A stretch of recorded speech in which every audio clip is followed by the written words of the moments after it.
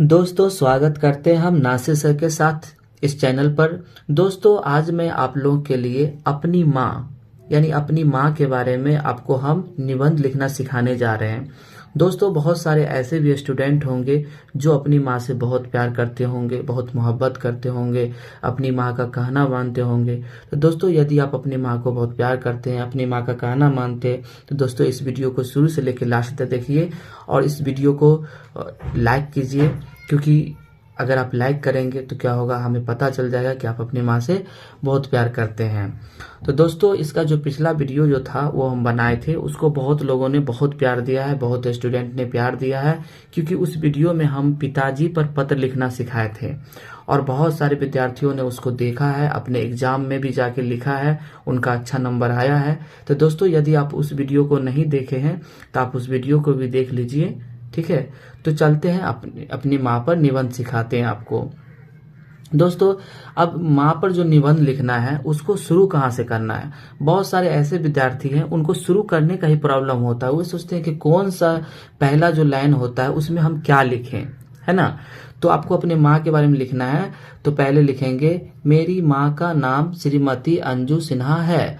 अब आपकी माँ का जो नाम है वो अपने माँ का यहाँ पे नाम लिख देंगे, ठीक है। मेरी माँ का नाम जो है वो उसका है लिख देंगे। ये आपका शुरू का लाइन हो गया, शुरुआती आपका लाइन हुआ, ठीक है। वे 35 वर्ष की हैं। अब आपकी माँ कितने वर्ष की है, आप अपने माँ के बारे में लिखेंगे कि वो इतने वर्ष की है। वे स्वस्थ और सुंदर हैं। अब आपकी माँ स्वस्थ है कि बीमार है ना, सुंदर है, ऐसा लिखेंगे, है ना। वे स्वस्थ हैं और सुंदर हैं। वे साड़ी पहनती है। अब दोस्तों बहुत सारी महिला ऐसे होती है कि वो साड़ी ही पहनती है, लेकिन कुछ महिलाएं क्या होती है वो साड़ी नहीं पहन के वो कुर्ती अरबी पहनती है। तो यदि आपकी माँ साड़ी पहनती है तो आप यहाँ पे लिखेंगे वे साड़ी पहनती हैं। कभी कभी वे सलवार कमीज भी पहन लेती हैं, लेकिन इनकी जो माँ है साड़ी भी पहनती है, रेगुलर साड़ी पहनती है, लेकिन कभी कभी क्या होता है सलवार कमीज भी उनकी माँ पहनती है। तो अगर आपकी माँ भी कभी कभी सलवार कमीज पहन लेती है तो आप अपने बारे में लिखेंगे, अपनी माँ के बारे में, कि कभी कभी वो सलवार कमीज भी पहनती है। मेरी माँ गृहिणी है।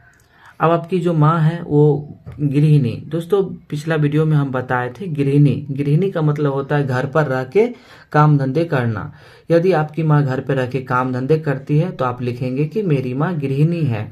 यदि आपकी माँ घर पे नहीं रहती है, वो अलग जाके कहीं पढ़ाती है कोई स्कूल में, या कहीं जाके कोई नर्स का काम करती है, डॉक्टर का काम करती है, तो आप लिखेंगे कि मेरी माँ डॉक्टर है या नर्स है।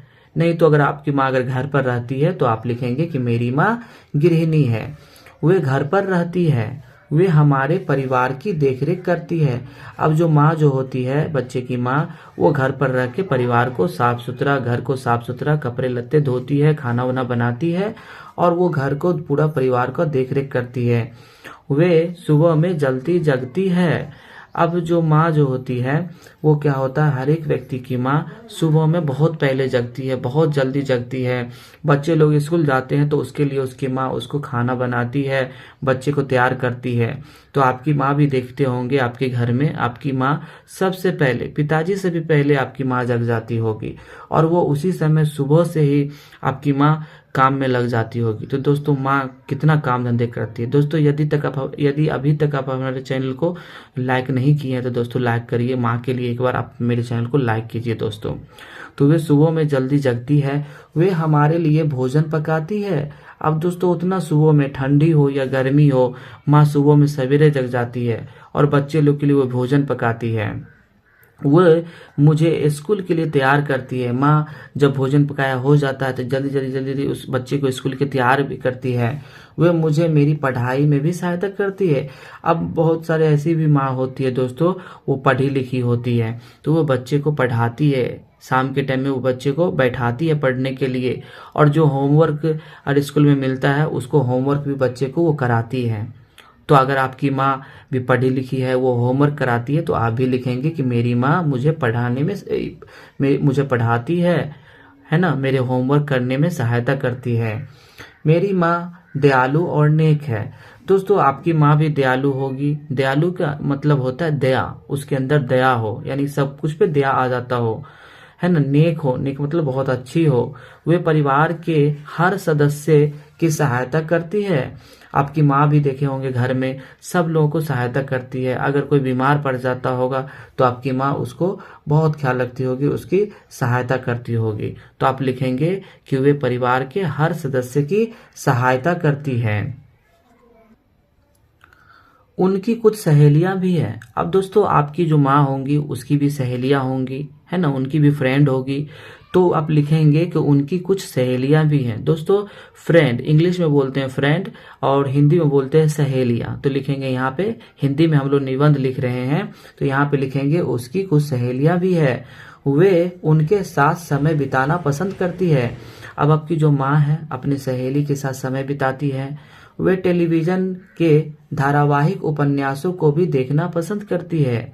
अब आपकी माँ टेलीविजन देखती होगी तो टेलीविजन पे सीरियल दिखाता है तो आपकी माँ सीरियल भी, जब समय बचता होगा तो आपकी माँ सीरियल भी देखती होगी, सीरियल भी देखना पसंद करती होगी। मैं अपनी माँ से बहुत प्यार करता हूँ। अब दोस्तों अगर आप भी अपने माँ से प्यार करते होंगे तो यहाँ पे लिखेंगे मैं अपनी माँ से बहुत प्यार करता हूँ, वे दुनिया में सबसे अच्छी माँ है।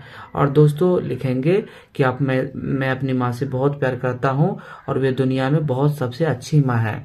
तो दोस्तों इस वीडियो को आप लोग शुरू से लेकर लास्ट तक देखे होंगे। अगर आप अपनी माँ से प्यार करते होंगे तो आप अपने उन दोस्तों को भी भेजें जो भी अपने माँ से बहुत प्यार करते हैं, उनको भी ये निबंध लिखना आ जाएगा। तो दोस्तों तब तक के लिए गुड बाय।